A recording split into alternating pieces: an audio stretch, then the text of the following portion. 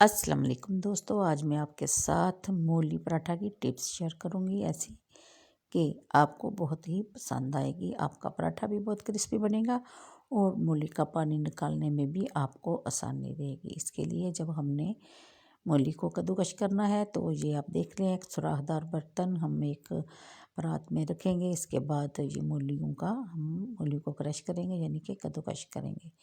इसके रखने का ये फ़ायदा होगा कि आप जब इसको उठाएंगे तो आधे से ज़्यादा पानी खुद ब खुद परात में जमा हो चुका होगा।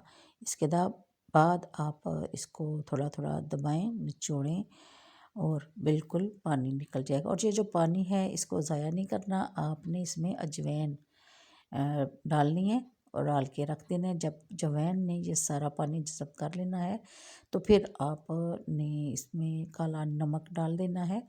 और काला नमक डालने के बाद आप इसको थोड़ी देर धूप में रखेंगी।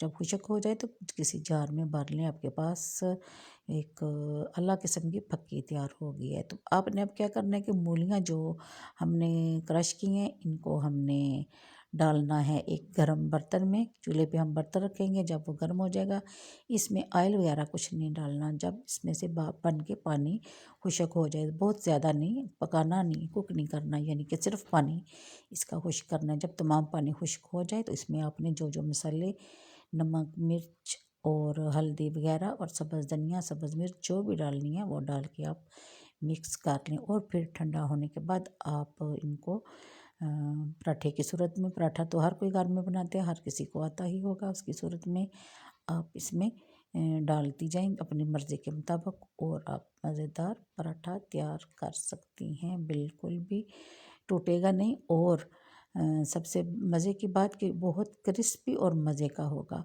तो अगर मेरी वीडियो आपको पसंद आए तो लाइक और शेयर ज़रूर कर दिया करें। अल्लाह हाफ़िज़। आप